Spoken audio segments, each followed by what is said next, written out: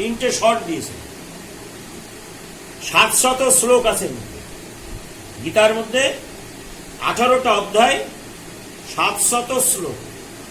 তার মধ্যে ধৃতরাষ্ট্রের প্রথম শ্লোক, ধৃতরাষ্ট্র উবাচ ধর্মক্ষেত্রে কুরুক্ষেত্রে সমাবেতা যুজুৎসব মামকা পাণ্ডবশ্চৈব কিং কুর্বত সঞ্জয়। এই শ্লোকটা ধৃতরাষ্ট্রের বদন থেকে উচ্চারিত হয়েছে। তাই ধৃতরাষ্ট্র রাজোবাচ, রাজোবাচ, ধৃতরাষ্ট্র তো রাজা, হস্তিনাপুরের রাজা, তো এই রাজার বদন থেকে এই শ্লোকটা উচ্চারিত হয়েছে। পরে 40টা শ্লোক, এই 40টা শ্লোক আছে সঞ্জয়ের। সঞ্জয় বাচ, সঞ্জয়ের বদন থেকে 40টা শ্লোক উচ্চারণ হয়েছে। তারপরে অর্জুনের বদন থেকে 86টা শ্লোক উচ্চারণ হয়েছে। অর্জুনের বদন থেকে 86, এই 86 শ্লোকটা যখন উচ্চারণ হয়, তারপরে ভগবান শ্রীকৃষ্ণের বদন থেকে ভগবানও বাচ 574, 574, 1, 40 আর 86, সর্বমোট 700 শ্লোক দিয়ে শ্রীমদ্ ভগবদ গীতা প্রকাশ হয়েছে। 18টা অধ্যায়, আর শ্রীমদ্ ভাগবতের 335টি অধ্যায় রয়েছে। ভাগবতের মধ্যে 335 অধ্যায়, আর গীতার মধ্যে শুধুমাত্র 18টি অধ্যায়। এই গীতাকে 3টে শটে ভাগ করলে প্রথম শট যেদিন সমাপ্তি হচ্ছে, 6 দিনের যুদ্ধ, সেদিন তক্ষক নিজের পুত্রকে মনের মতো করে সাজিয়ে দিয়েছে। অশ্বসেন, তক্ষকের পুত্রের নাম হচ্ছে অশ্বসেন। এই অশ্বসেনকে সুন্দর করে তিলকাদিবেশ রচনা করে সুন্দর করে সাজিয়ে দিয়েছে। দেখবেন কুরুক্ষেত্রের যুদ্ধে যদি টিভিতে দেখেন, তো দেখবেন সবার ললাটে তিলক আছে, কারো সিঁদুর আছে, কুমকুম আছে, কারো ঊর্ধ্বপুণ্ড আছে, কারো গোল দিয়েছেন মণ্ডলাকৃতি টিপ, কিন্তু কারোর ললাট কিন্তু শূন্য নয়, কারণ শূন্য ললাট শ্মশান সাদৃশ, শূন্য ললাট মানে শ্মশান হয়। সেই জন্য ললাটে সবার তিলক দিয়ে আছে, সুন্দর করে সাজিয়ে পিতা বলছেন, দেখো আজ তোমাকে কুরুক্ষেত্রের রণাঙ্গনে 6ষ্ঠ দিনের যুদ্ধে তোমাকে পাঠাচ্ছি, কারণ তুমি যদি পাণ্ডবের কাউকে যদি তুমি যদি বিনাশ করতে পারো, তাহলে তোমার মাতৃশোকের প্রতিশোধ নিতে পারো, আর আমিও স্ত্রী শোকের প্রতিশোধ হবে যদি তুমি পাণ্ডবের কোন বংশধরকে যদি তুমি যদি বিনাশ করতে পারো তোমার ওই ধনুর্বাণের সাহায্যে। তখন চিন্তা করলেন, পাণ্ডবদের সঙ্গে যদি আমার যুদ্ধ করতে হয়, অবশ্যই আমার দুর্যোধনের পক্ষ অবলম্বন করতে হবে। তখন তিনি দুর্যোধনের পক্ষ অবলম্বন করে 6 দিনের যুদ্ধে পাণ্ডবদের সঙ্গে যুদ্ধ করতে এসে পাণ্ডব কর্তৃক ওই অশ্বসেন প্রাণ ত্যাগ করেন। তক্ষক শুনতে পান যে পাণ্ডবের অগ্নিবাণ থেকে আমার স্ত্রী বিয়োগ হয়েছিল, সেই পাণ্ডবের বাণ থেকে আবার আমার পুত্রের প্রাণ বিয়োগ হয়েছে। তাহলে আমি একই পাণ্ডবের বংশধর থেকে আমি পেলাম স্ত্রী শোক, আমি পেলাম পুত্র শোক। তাহলে দুটো শোক যদি আমাকে নিবারণ করতে হয়, তীব্র সাধনা করতে লাগে। ভগবানের উপর প্রতিশ্রুতি দিলেন, প্রভু আমার এই সাধনার মূল একটাই কারণ যে আমি যেন পাণ্ডবের কোন বংশধরকে যেন দংশন করতে পারি। যে যথা মাং প্রপাদ্যন্তে তাং স্ততৈবং ভজম্যহম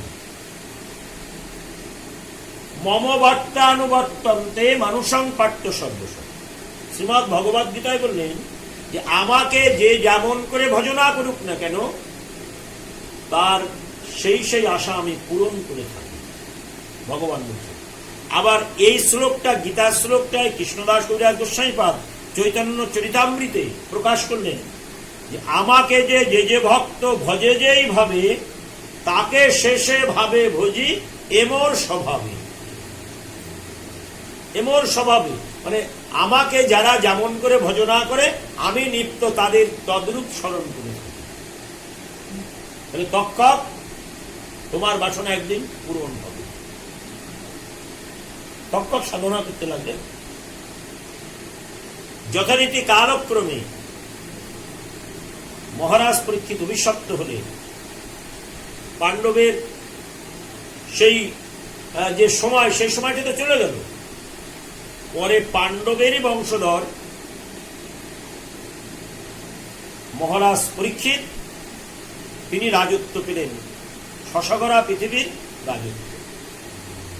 কিন্তু সামান্য একটু ভুলের জন্য অভিসম্পদ, কিন্তু এই ভুলটা হয়েছিল বলেই আমরা শ্রীমদ্ ভাগবত কথা শ্রবণ করতে পারছি।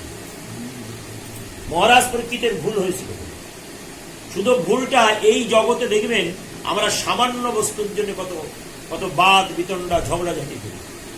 একটু আহার করবার জন্য, একটু তৃষ্ণা নিবারণ করবার জন্য কত রকমের অশান্তি করি, কত রকমের মিথ্যা প্রবঞ্চনা করি, শুধু পেট ভরবার জন্য, তৃষ্ণা নিবারণ করবার জন্য।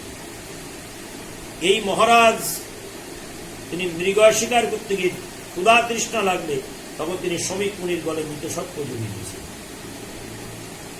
শুধু কি পাননি? একটু ক্ষুধার দ্রব্য, একটু তৃষ্ণার বাড়ি না পেয়ে এত বড় জঘন্যতম কর্মে তিনি লিপ্ত হলেন। আর ভগবান দেখছেন তক্ষক প্রতিজ্ঞা করে রেখেছেন পাণ্ডবের বংশধরকে ধ্বংসন করবে। শুক্রাচার্য প্রতিজ্ঞা করে রেখেছেন যে কলির মানুষ যতই ধর্মকর্ম করুক না কেন, সুযোগ পেলে আমি নরকগামী করবার রাস্তা তৈরি করে দেব।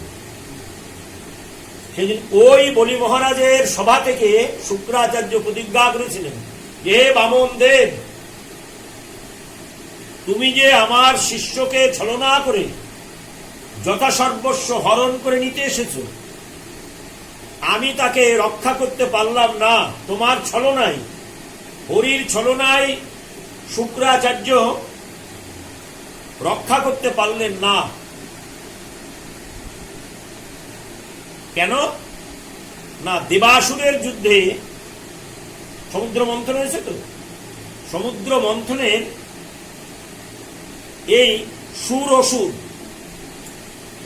তাহলে দেবতাদের দেবরাজ ইন্দ্র, আর এখানে অসুরদের সঙ্গে যে মানে পরিচালনা করছেন তিনি হচ্ছেন বলি।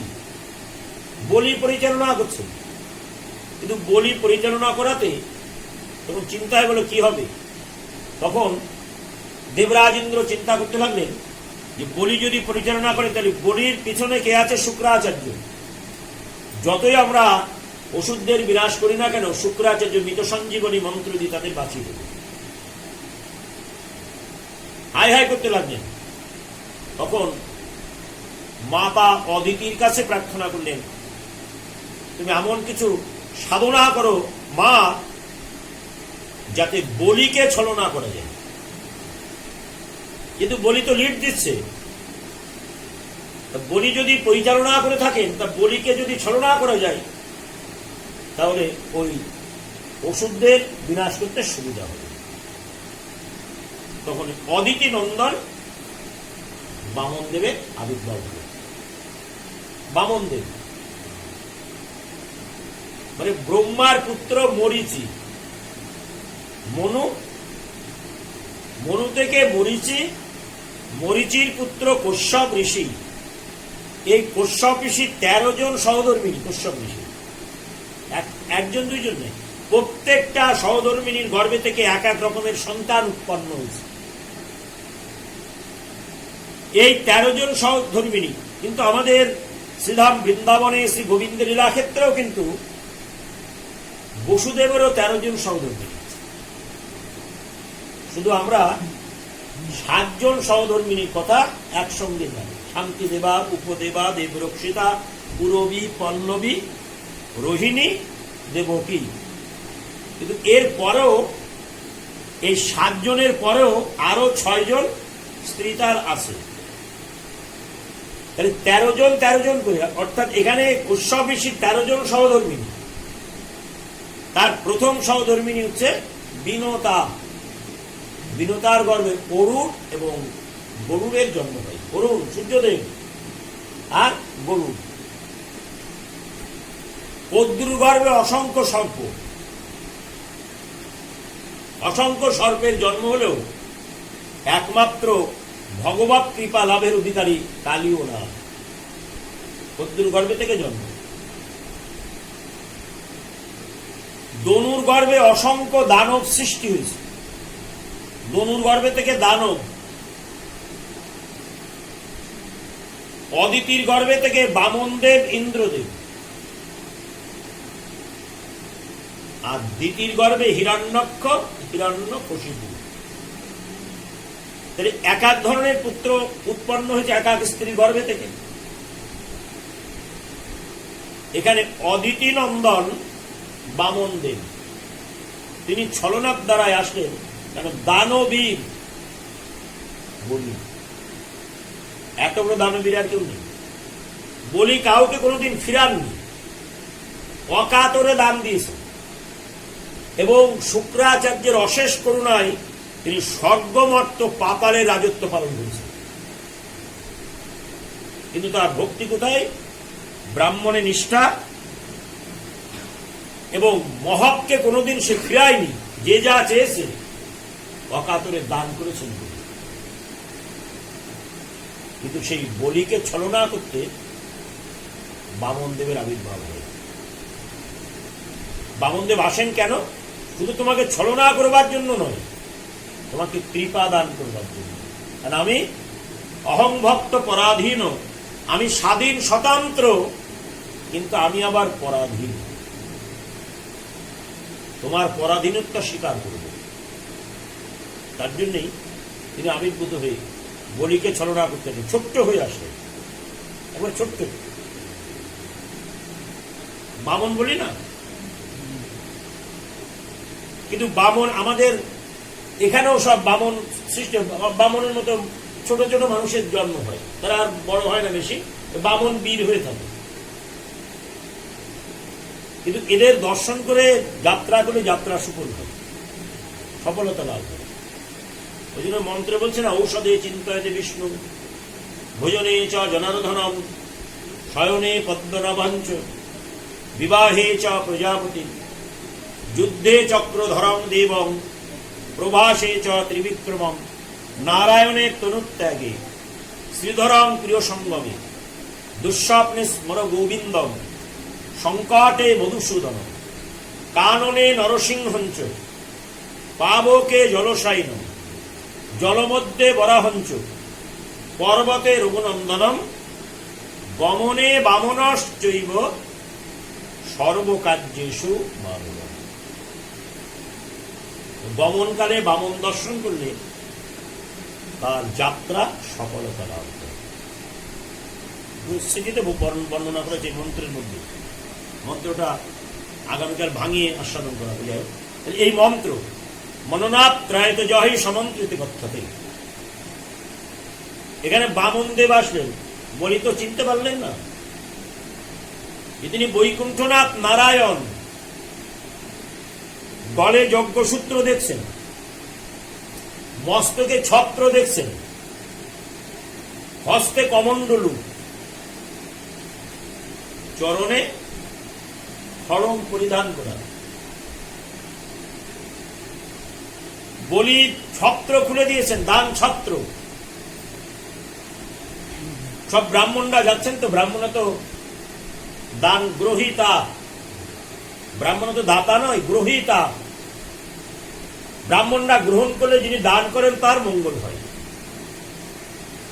সেই জন্য ব্রাহ্মণদের দান দেয়, ভোজ্য দান, বস্ত্রদান, স্বর্ণদান, রৌপ্যদান, ফলদান, ভূমিদান, ব্রাহ্মণদের দান করেন। এই হচ্ছে দাতা, বলি হচ্ছে দাতা। আর ব্রাহ্মণরা হচ্ছে গ্রহীতা। ব্রাহ্মণরা গ্রহীতা, এই ব্রাহ্মণরা গ্রহীতা হয়েও ব্রাহ্মণদের প্রচুর বিষয় সম্পত্তি আছে, তথাপি তাদের একটা অভাব অনাটন লেগে থাকে। অভাব অনাটন যায় না, কারণ একদিকে স্মৃতিতে বলছেন যে ব্রাহ্মণদের ঘরে শালগ্রাম নারায়ণ বাস করে, ব্রাহ্মণদের ঘরে লক্ষ্মী থাকে না, ব্রাহ্মণদের দ্বারে থাকে লক্ষ্মী। ওই ঘরে ব্রাহ্মণদের লক্ষ্মী বাস করে না বলেই ব্রাহ্মণদের অভাব। ধনদায়িনী লক্ষ্মী তো। আর বাণিজ্যেতে বসতি লক্ষ্মী, চাকরি বাকরি করে তাদের কিন্তু লক্ষ্মী বসে, তাদের বাড়ি লক্ষ্মী বসে না। বাণিজ্যেতে বসতি লক্ষ্মী, যারা ব্যবসা বাণিজ্য করে লক্ষ্মী তাদের সহায়, লক্ষ্মী তাদের কাছে বাধা থাকে, লক্ষ্মী সবসময় বাধা হয়ে থাকে তাদের কাছে, ব্যবসা বাণিজ্য যারা করে। তাহলে ব্যবসা বাণিজ্য হচ্ছে লক্ষ্মীর স্থান, নব নবরূপে অর্থ আসতে থাকে। আর চাকরি বাকরি যারা করে ওই মাস গেলে একবারে অর্থ পায়, আবার এক মাস অপেক্ষা করে থাকতে, তারপরে তাদের হাতে ওই ধনলক্ষ্মী আসবে। আর ব্যবসা যারা করে প্রতিদিন তাদের কাছে নতুন নতুন করে লক্ষ্মীর আগমন হয়, ধনদায়িনী লক্ষ্মী দেবী। বাণিজ্যেতে বসতি লক্ষ্মী, বাণিজ্যতে লক্ষ্মী বসবাস করে। দেখুন আমাদের ঢাকায় যাদের বাড়ি, ঢাকায় একটা ভাগ্যকুল জায়গা আছে, ভাগ্যকুলের কুণ্ডু বাড়ি নাম আছে, কুণ্ডু, তারা হচ্ছে কুণ্ডু। কিন্তু এই বাড়ি একসময় ব্যবসা বাণিজ্য করতে এত দরিদ্র হয়ে যায়, কিন্তু তবে লক্ষ্মী ছেড়ে দিতে চায় না। স্বয়ং লক্ষ্মী মায়ের বেশ, বৃদ্ধ মায়ের বেশ ধারণ করে ওই বাড়িতে যখন প্রবেশ করেন, তখন ওই বাড়ির বৃদ্ধ মাতা তিনি বুঝতে পেরেছেন যে স্বয়ং বৈকুণ্ঠেশ্বরী লক্ষ্মী দেবী এসেছেন। লক্ষ্মী দেবীকে পাদদৈর্ঘ্য আসমনীয় আসন পেতে দিলেন, লক্ষ্মী দেবীকে বসতে দিলেন। বসতে দিয়ে মা বললেন যে আপনি এখানে বসে থাকুন, আমি যতক্ষণ ফিরে না আসবো ততক্ষণ আপনি যেতে পারবেন না। ওই মা এসে বুড়ি গঙ্গায় ঝম্প দান করলেন, গঙ্গায় ঝাঁপ দিয়ে আর প্রাণ বাঁচিয়ে রাখলেন না, দেহ রাখলেন। কারণ আমার অনেকগুলো সন্তানেরা তো, লক্ষ্মীকে বলেছে আমি না আসা পর্যন্ত যাবে না, তার মানে লক্ষ্মী ঘরে বসতি হয়ে রইল, আর অভাব অনাটন হবে না। মা কিন্তু জলে ডুবে মারা গেল। আমি ফিরে যদি চলে যাই তাহলে লক্ষ্মী চলে যাবে, আমি না যাওয়া পর্যন্ত তো লক্ষ্মী তো যাবে না। সেই থেকে ভাগ্যকুলের কুণ্ডবাড়ির লক্ষ্মী বাধা, তারা পরবর্তীকালে এই দেশে চলে আসেন। দেখবেন আমাদের শোভাবাজার, শ্যামবাজার, পদ্মা স্টোর্স, মনসা কড়াই, আগে কড়াই ছিল না, মনসা কড়াই, আগে তো রেডিওতে মনসা কড়াই অ্যাড দিত, মা মনসা কড়াই। তারপরে পদ্মা স্টোর্স, এদের মনসার খুব ব্যাকরত সেই রয়েছে, এখানে লেকটাউনে আছে, শোভাবাজারে আছে এদের ফিরাটি, সেই ভাগ্যকুলের কুণ্ডবাড়ি লক্ষ্মী বাধা রয়েছে। এদের প্রতিদিন ধন দৌলত বৃদ্ধি প্রাপ্তি হচ্ছে, কিন্তু কমছে না। ওই যে লক্ষ্মী বেঁধে রয়েছে, তুমি যতক্ষণ না আসবে আমি যাব না, ব্যাস এই বাধা রয়েছে। হচ্ছে বিষয় বিষয় বিপত্তি জ্ঞান সংসার স্বপ্ন মানো নরতম ভজনের মূল। এখানে আবার নরোত্তম দাস বলছেন এসব বিষয় ভালো নয়, বিষয় বিপত্তি জ্ঞান, বিষয় যত বাড়বে বিপত্তি তত বাড়তে থাকে। এই জন্য তুমি অল্পতে তুষ্ট হও, অল্পতে যদি তুমি তুষ্ট হও তোমার অভাব কোনোদিন হবে না। আর যদি তুমি সংগ্রাম করতে যাও যে আমি আরো চাই আরো চাই, তাহলে তোমার অভাব কেউ মেটাতে পারবে না।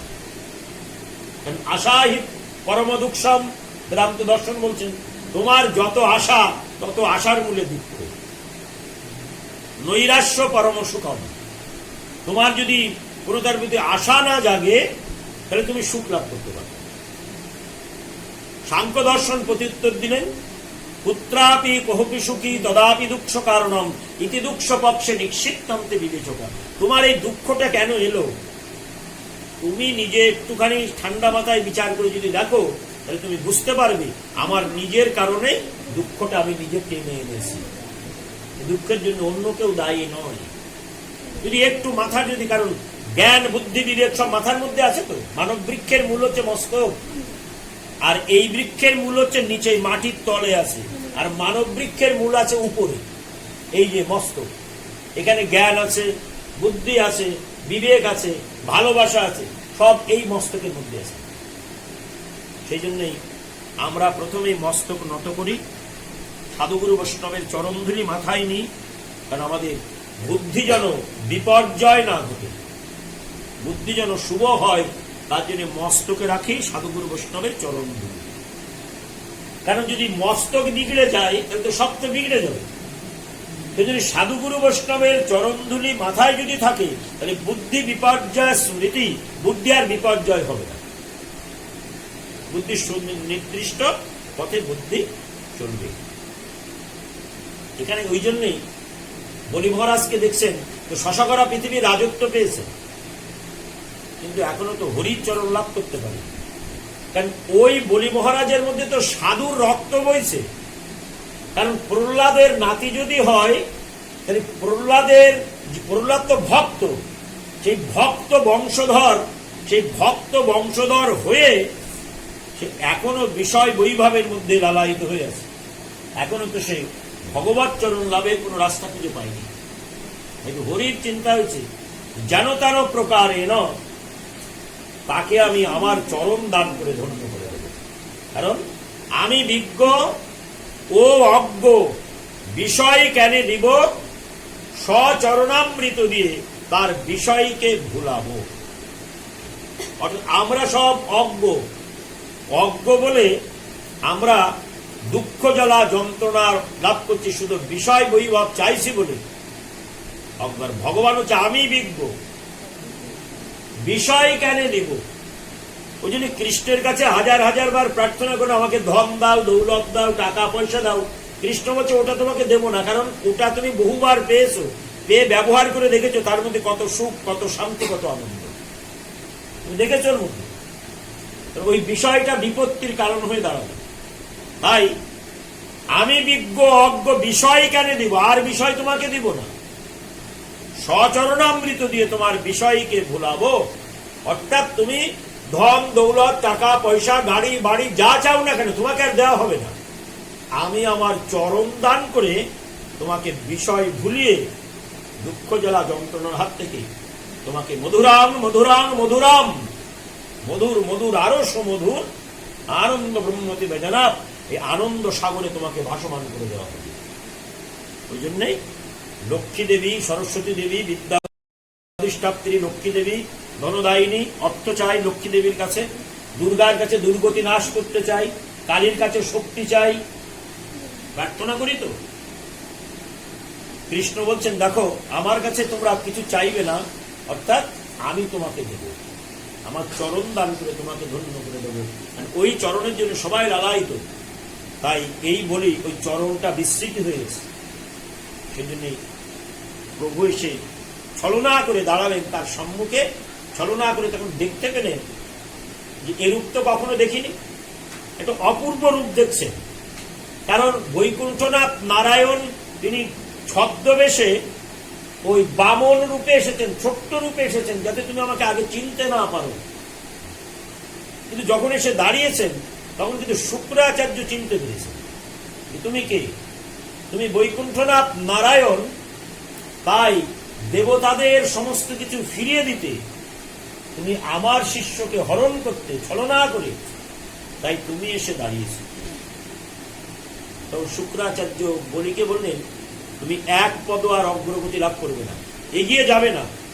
কারণ যাকে দেখে তোমার মন প্রাণ আকৃষ্ট হয়েছে সেদিকে তুমি গমন করবে না, তাহলে তোমার স্বর্গমত্ত পাতালের রাজত্ব আর তোমার থাকবে না। গুরুদেব তো তোমার বলি গুরুদেব, উনি কে? তখন বলছেন যে তোমার সম্মুখে এসেছেন তিনি বৈকুণ্ঠনাথ নারায়ণ, তিনি বামন বেশে তোমাকে ছলনা করতে এসেছে, তোমার যথাসর্বস্ব হরণ করতে। বলি চিন্তা করুন, এটা আমার পরম সৌভাগ্য। কারণ আমার পিতামহ প্রহ্লাদ, আমার পিতা বিরোচন, তাই প্রহ্লাদের উপর নৃসিংহদেবের আশীর্বাদ আছে, 21 কুল 21 কুল যেন তেন প্রকারেণ আমার চরণ পাবে। আমি তো এই প্রহ্লাদের বংশে জন্ম নিয়ে প্রহ্লাদের নাতি হয়ে আমি তো হরির চরণ বিস্তৃত হয়ে গেছিলাম। তাই আমার মনে না থাকলেও হরি ঠিক মনে করে এসেছেন আমার কাছে। এটা আমার পরম সৌভাগ্য। এত বড় সৌভাগ্য যদি আমার গুরুদেব কত যোগীন্দ্র মুনীন্দ্র যুগ যুগ তপস্যাদি করে যার চরণে রেণুকণা লাভ করতে পারে না, সেই প্রভু আমার সম্মুখে এসে দাঁড়িয়েছেন, আর আমি তাকে দাম দেব না? এত বড় সুযোগ কয়জন পাবে? কারণ আমি যাইনি তার কাছে, সে এসেছে আমার কাছে। শুক্রাচার্য নিষেধ করে দিয়েছেন, শ্রীগুরু মুখ পদবাক্য হৃদয়ে করিয়া অক্ষ আন্না করিও মনে অন্য আশা। গুরুবাক্য শিরোধার্য করতে হবে, কিন্তু সর্বক্ষেত্রে কি? সর্বক্ষেত্রে নয়। এখানে গুরুদেব হরির চরণ যাতে না পায় সেই ব্যবস্থা করেছে। শিষ্য যদি সে কথা না শোনে তাতে শিষ্যের কোনো দোষ হবে না, সে তো হরিচরণ পাওয়ার আশা করেছে। তাই চিন্তা করতে লাগলেন, বিনিময়ে যদি আমার শুক্রাচার্যকে ত্যাগ করতে হয় তাও ভালো, কিন্তু আমি হরির চরণ ছাড়ব না। সুযোগ যখন আমি পেয়েছি তখন আমি হরির চরণই লাভ করতে চাই। তখন লঙ্গায়তে গুরুটি বলি পরম বৈষ্ণব। বলিকে বলে তুমি পরম বৈষ্ণবাখ্যায়িত হতে যাচ্ছ, কারণ তুমি গুরুবাক্য উল্লঙ্ঘন করে দিও, তুমি এগিয়ে চলেছ হরির চরণ পাওয়ার জন্য। তুমি কোনো খারাপ কাজ করনি, গুরু নিষেধ করেছেন হরির চরণে না যেতে, আর তুমি গুরুর নিষেধাজ্ঞা অমান্য করে তুমি এগিয়ে চলেছ, এতে তোমার শাস্ত্রে দোষ হবে না, শাস্ত্রে তোমার গুণ বর্তাবে। যখন যাচ্ছেন গিয়ে তো প্রণাম করেছেন,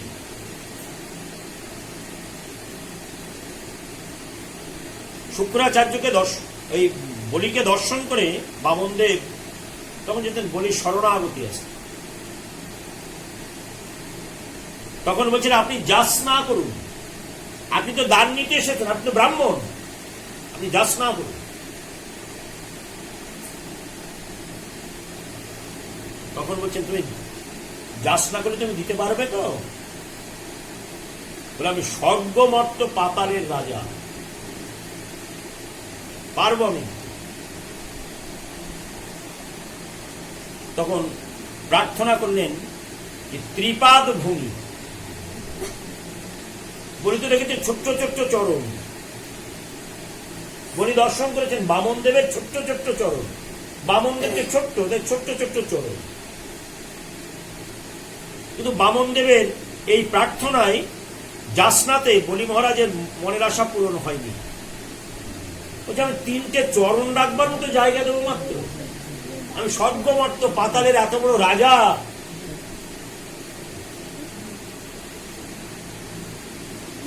বামন দেব বলে তুমি এটাই দিয়ে সন্তুষ্ট হো,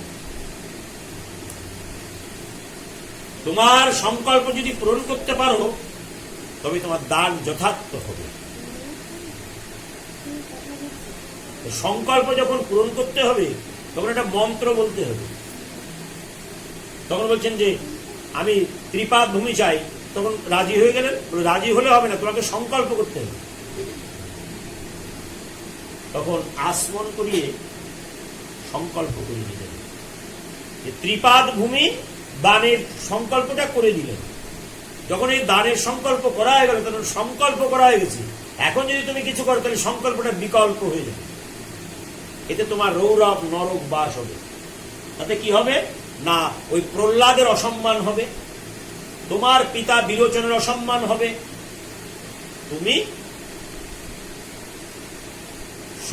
তুমি বলি তোমার অসম্মান করবে। অসম্মান একজনের শুধু ঘটবে না, কারণ প্রতিশ্রুতিবদ্ধ সেখানে সংকল্প হয়ে যাওয়ার পরে যদি আবার মিথ্যা কথা বলি, তাহলে পূর্বপুরুষগণ নরকগামী হয়ে যাবে, আমি হব কুলাঙ্গারম, বংশের মর্যাদা রক্ষা করতে পারিনি, কুলাঙ্গার। চিন্তা করতে লাগলে সংকল্পই হবে। যখন সংকল্প করে তখন প্রভু তখন চিন্তা করতে লাগলো, ছোট তো এবার দেখো আমি কি। তখন এক পদে একেবারে অতল বিতল পাতাল তলাতল সুতল ভূতল রসতল মহাতল তলাতল এই মর্ত হরণ করে দিলেন। দ্বিতীয় পদে ভূলোক ভূবলোক জনলোক মহলোক তপলোক সত্যলোক ব্রহ্মলোক বৈকুণ্ঠ কৈলাস পর্বত সব হরণ করে নিয়েছে। নাভি কমল থেকে তৃতীয় পদখানি যখন বহিঃপ্রকাশ করে দিয়েছেন, তখন বলি দেখছেন আমার কিছু আর নাই। ত্রিপাদ ভূমি যে আমি সংকল্প করেছি, ওই দুই পদেই সব শেষ, কিন্তু আমি আর একটা পদ রাখবার জায়গা কোথায় দেব? যদি আমি না দিতে পারি, তাহলে আমি বলি আমার পিতা বিরোচন, বিরোচন পিতা প্রহ্লাদ, প্রহ্লাদের পিতা হিরণ্যকশিপু, হিরণ্যকশিপুর পিতা কশ্যপ ঋষি, কশ্যপ ঋষির পিতা মরীচি, মরীচি ঋষির পিতা ওই মনু, মনুর পিতা ব্রহ্মা, ব্রহ্মার পিতা কমল, কমলের পিতা নীর জল, জলের পিতা নারায়ণ। আর এই নারায়ণের আল্লাদিনী শক্তির সার প্রেম থেকে, রাধারানীর আল্লাদিনী শক্তি থেকে এই নারায়ণের সৃষ্টি হয়েছে। তাহলে মিথ্যা কথা বলাতে কত দূর চলে যাবে, চিন্তায় পড়ে গেলেন। এই জন্য সহধর্মিনী, মানুষ বলেন অর্ধাঙ্গিনী, সহধর্মিনী। মানুষ সংসার করে কেন? ঘরে বাইরে এক মন, তাদের হবে গৌর গোবিন্দ হবে। স্বামীর বিপদ কাল, বৃন্দাবলী চিন্তা করছেন স্বামী বিপদে পড়েছে, কারণ যদি এই সংকল্প না হয়, তাহলে পূর্বপুরুষগণ সকলেই নরকগামী হয়ে যাবে, মিথ্যায় পরিণত হয়ে যাবে। এই স্বামীর বিপদ থেকে কিভাবে রক্ষা করা যায়, তখন এই বৃন্দাবলী ছুটে গিয়ে ওই তৃতীয় চরণখানি বলিকে সঙ্গে নিয়ে স্বামী স্ত্রীকে ধৌত করলেন। সেই চরণামৃত মস্তকে রাখলেন, শিরে ধরে পান করে মাথায় বুঝতে নেই, কিন্তু আগে মাথায় দিতে হয়, তারপরে শিরে আর পান করতে। এই জন্যই গানের সঙ্গে মিলাতে হয়, শিরে ধরে আর পান করে ভক্তগণের চরণামৃত। এই জন্য আগে মস্তকে ঠেকায় নিয়ে তারপরে পান করে হাতটা ধুয়ে ফেলতে হয়। যাই হোক, তার এখানে শিরে ধরেছেন, চরণামৃত পান করে হস্ত ধুয়ে ফেলেছেন।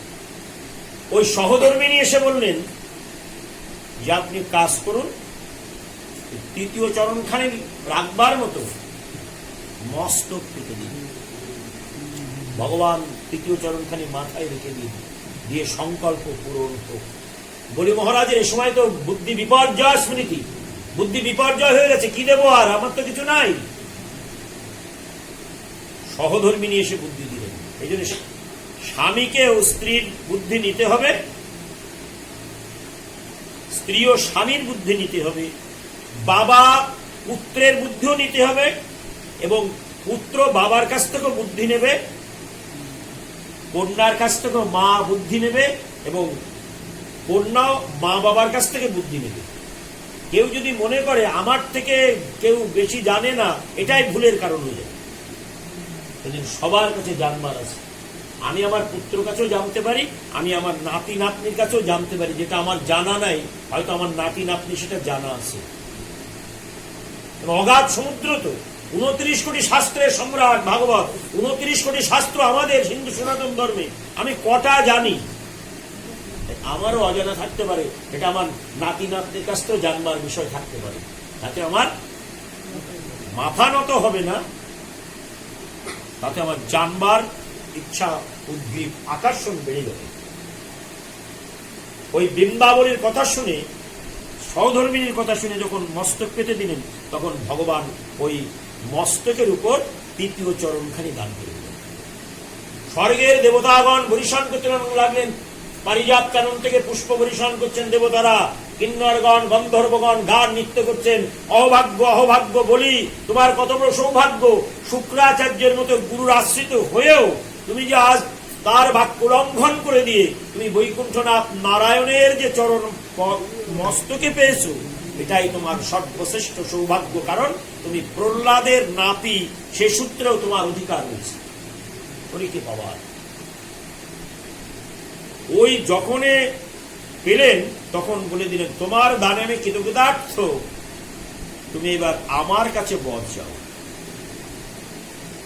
তখন বললেন, প্রভু এতদিন স্বর্গ মর্ত পাতালে রাজত্ব অধিকার পেয়েও আমি দেখেছি সে সুখ নাই, কিন্তু এখন আমি চাই যে চরণ আমি মস্তকে পেলাম, আমি যেথায় বাস করি না কেন আপনি আমার দ্বারের দ্বারী হয়ে থাকবেন। ভগবান অঙ্গীকারবদ্ধ ভক্তের দ্বারে আমি ভগবান বাধা হয়ে রইলাম। বলির দ্বারে ভগবান কিন্তু সংকল্প করলেন বাধা, কিন্তু শুক্রাচার্য তো ছাড়লেন না। শুক্রাচার্য চিন্তা করলেন, হরি আমার শিষ্যকে তুমি ছলনা করে নিয়ে গেলে, কিন্তু এর প্রতিশোধ আমি আগত কলিযুগে, কলিঘোর তমচ্ছন্ন সদ্বাচর বর্জিতাম, কলির মানুষ আচার বিচার মানবে না, তমচ্ছন্ন অন্ধকারে আচ্ছাদিত হয়ে যাবে। আর তখনই ওই মানুষগণ যখন তোমার ভজনা করতে যাবে, যদি আমি ছিদ্র পাই আমি তাদের টেনে নরকের মধ্যে প্রবেশ করে দেব। সেদিন ওই শুক্রাচার্য এই মহারাজ পরীক্ষিতের পথ অন্বেষণ করে তিনি মৃতসর্প হয়ে বসেছিলেন।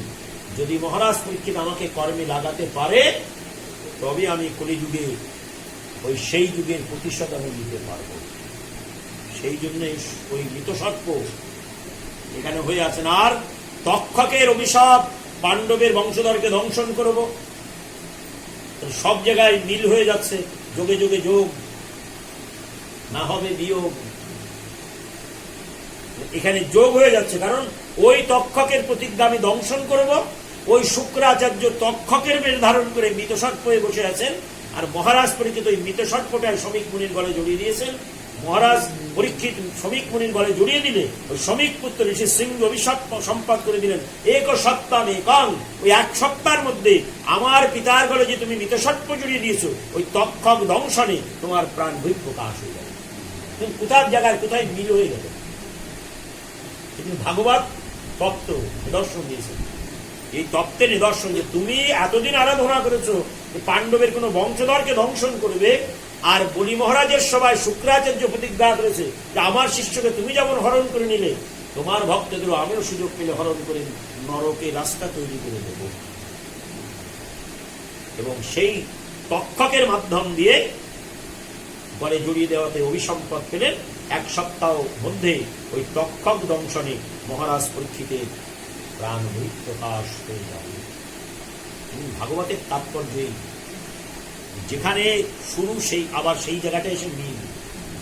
এই জায়গাটা ভাগবতের এত গুরুত্বপূর্ণ বিষয়, যেটা অন্য জায়গায় এই গুরুত্বপূর্ণ বিষয়টাকে রক্ষা করা যায় না। সেই জন্য দুর্লভ মনুষ্য দেহে দেহিরাম ক্ষণভঙ্গুর তত্রাপি দুর্লভে মন্যে বৈকুণ্ঠে নিদর্শন। আমরা যে সুন্দর জন্ম পেয়েছি ভগবানের কথা শ্রবণ করবার জন্য, নাম ভগবানের সঙ্গ লাভ করবার জন্য, ভক্ত সঙ্গ লাভ করবার জন্য, সাধুগুরু বৈষ্ণবের কৃপা পাবার জন্য, এই সুন্দর জন্মটা সুন্দর হয়ে থাকছে। সেদিন বলি মহারাজের দ্বারে ভগবান বাধা পড়ে আসলেন। আর এই লীলার মধ্যে আর একটা লীলার সূত্রপাত হয়ে গেল, যে যখন ভক্তের দ্বারে ভগবান বাধা, তখন চিন্তা করলেন যে এই বাধার মধ্যে দিয়ে একটা লীলার সূত্রপাত করতে হবে। সেটা হবে আমাদের এই ঝুলন উৎসব। দুটো দোল তো, একটা দেব দোল, সেটা হয় বসন্তকালে, বসন্ত উৎসব। ফাল্গুন মাসে দোল হয় না, ফাল্গুন মাসে তো বসন্তকাল। আর একটা হচ্ছে হিন দোল, ঝুলনটা হয় বর্ষাকালে। এই যে দুটো দোল। এই দোলের সূত্রপাত কি করে হয় বলছেন, প্রত্যেকটা সূত্রের সঙ্গে সূত্রের মিলন হয়।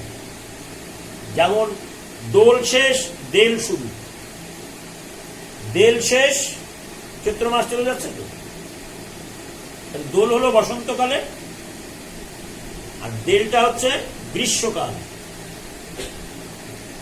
এই গ্রীষ্মকালে যখন দেল হয়, দেখেন না দেল পূজা হয়, মাথায় করে নিয়ে যায় সব। এই দেল হওয়ার সঙ্গে সঙ্গে চৈত্র মাস যখন চলে যায় আসে বৈশাখ, বৈশাখ মাসে হয়। তাহলে দোল যাত্রা, দেল যাত্রা, চন্দন যাত্রা। চন্দন যাত্রা বৈশাখে শেষ হয়ে গেলে তারপরে হয় জ্যৈষ্ঠ মাসে জগন্নাথের স্নান যাত্রা। স্নান যাত্রা যখন শেষ হয় হয় রথযাত্রা। রথযাত্রা শেষ হয়ে গেলে ঝুলন যাত্রা। এগুলো যাত্রা, কিন্তু এই যাত্রার সঙ্গে মিলন করা, যার জন্যই এই ঝুলন যাত্রা কতদিন থেকে, প্রতিপদ থেকে ঝুলন শুরু হয়ে গেছে, পূর্ণিমা পর্যন্ত ঝুলন চলবে। আর এই পূর্ণিমার দিনে কি হবে দেখবেন, সবাই সবার হাতে রক্ষা বন্ধন করে দিয়েছে, রাখি। রাখি বাঁধা শুরু হয় না। এই বলি মহারাজের, এই বামনদেব যে বলি মহারাজকে কৃপা করে বলি মহারাজের দ্বারে বামনদেব রয়ে গেলেন, এই রক্ষাটাই হবে সে লীলার চমৎকারিত্বের সূত্রপাত। এই রক্ষা বন্ধন আজকের দিনে সৃষ্টি নয়, ওই সত্য যুগ থেকে সৃষ্টি। রাখি বন্ধন, এই রাখি বন্ধন তত্ত্বটি আগামীকাল আস্বাদন করবে। কারণ লীলাটি অত্যন্ত চমৎকারপূর্ণ। লীলাটির সূত্রপাত হয়েছে দুর্লভ মনুষ্য দেহে দেহি রাম হনুমঙ্গল তত্রাপি দুর্লভ মন্যে বৈকুণ্ঠে দর্শন।